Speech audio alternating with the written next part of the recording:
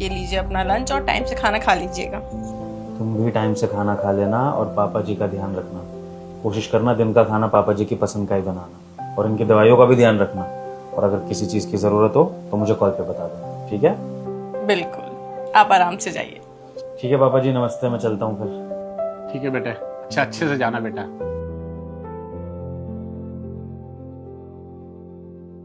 पापा बताओ आपके लिए क्या बनाऊं? बेटा तेरी तबीयत तो ठीक है ना? हाँ पापा, मेरी तबीयत बिल्कुल ठीक है। बेटा तू मेरी वही शताक्षी है ना? हाँ, आपके सामने तो बैठी हूँ। बेटा सच बता, मेरी वही शताक्षी बेटी है ना? मुझे यकीन ही नहीं हो रहा। पापा क्या हो गया, आप ऐसे क्वेश्चन क्यों कर रहे हो? बेटा तुझे याद है तू शादी से पहले कैसे रहा करती थी? अरे शताक्षी बेटा, शताक्षी बेटा, अरे उठ जा बेटा, 10 बज गए हैं। कॉलेज नहीं जाना क्या तुझे? क्या है बाबा, ऐसे सर पे चिल्ला रहे हो? नींद आ रही है, सोने दो। अरे बेटा मुझे ऑफिस जाना है, 10 बज गए हैं। अगर तू चाय नाश्ता कर लेती मैं ऑफिस चला जाता। दिन के ही तो 10 बजे है ना, चिल्ला रहे हो सर पे? रात के 10 थोड़ी बज गए हैं। उठ जाऊंगी 11 बजे, 1 घंटा और सो। बेटा सोना है ना, चल सो। हे भगवान, पता नहीं ये लड़की ससुराल में जाके कैसे करेगी। ठीक है मैं ऑफिस जा रहा हूँ। अरे यार पापा रोज नींद खराब कर देते हैं। सीमा मेरी कॉफी लगा दे, उठ रही हूँ मैं। पापा शॉपिंग के लिए कुछ पैसे दे दो। बेटा अभी परसों तो दिए थे तुझे पैसे खर्चे के लिए। खर्चे के लिए दिए तो खर्च हो गए, और पैसे दो।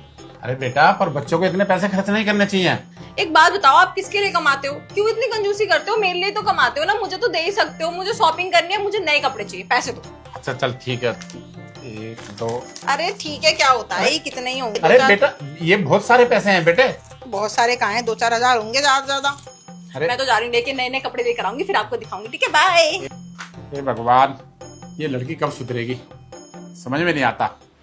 तुझे याद है बेटा तू 10-11 बजे सो के उठती थी, और हाँ तुझे बेड पे ही चाय चाहिए थी, बेड पे ही नाश्ता चाहिए था। यहाँ तक कि अगर मेड को थोड़ा भी लेट हो जाता था तो तू सारा घर सर पे उठा लिया करती थी, और हम तो सब डर जाते थे कि आज तो घर के सारे बर्तन टूटने ही वाले हैं। और आज देखो बेटा 11 भी नहीं बजे, तू नहा धो करके मंदिर भी हो आई, अपने सास ससुर के लिए नाश्ता भी बना दिया, यहाँ तक कि उन्हें दवाई भी दे दी, और दामाद के लिए तूने टिफिन भी तैयार करके दे दिया।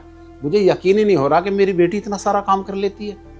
पापा आप यकीन कर लो, मैं वही शताक्षी हूँ, लेकिन थोड़ी सी चेंज हो गई हूँ, थोड़ी सी मैच्योर हो गई हूँ, जिम्मेदारी संभालना सीख गई हूँ। आपको पता है पापा, शादी से पहले ना सारी जिम्मेदारी आप और मम्मी उठा लेते थे। घर का सारा काम मम्मी कर लेती थी, बाहर का सारा काम आप कर लेते थे, और ना मुझे पैसों की दिक्कत होती थी कभी। मुझे जितने भी पैसे चाहिए होते थे मैं आपसे मांग लेती थी। कभी भी जिम्मेदारी का एहसास ही नहीं हुआ। लेकिन इस घर में देखिए ना, इस घर में तो सब कुछ मुझे ही मैनेज करना है, चाहे इनका खाना हो जाए, चाहे मम्मी पापा का खाना हो जाए। अब मम्मी पापा की तो उम्र हो गई है, तो उनकी देखभाल तो मुझे ही करनी पड़ेगी ना।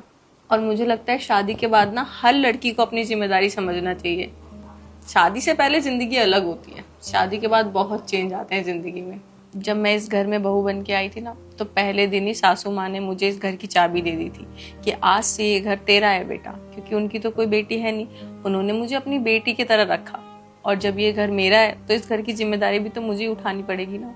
और अब आप देखिए ना, ये सुबह सुबह काम करने जाते हैं, पूरे दिन मेहनत करते हैं। किसके लिए करते हैं?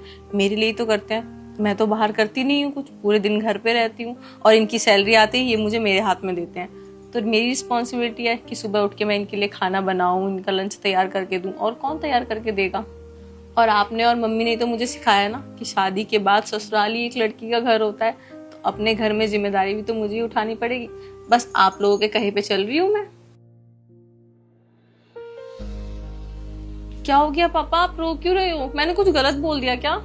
नहीं बेटा, तूने कुछ गलत नहीं बोला, और ये तो खुशी के आंसू है। मेरी बेटी इतनी बड़ी हो गई और समझदार भी, मुझे यकीन ही नहीं हो रहा।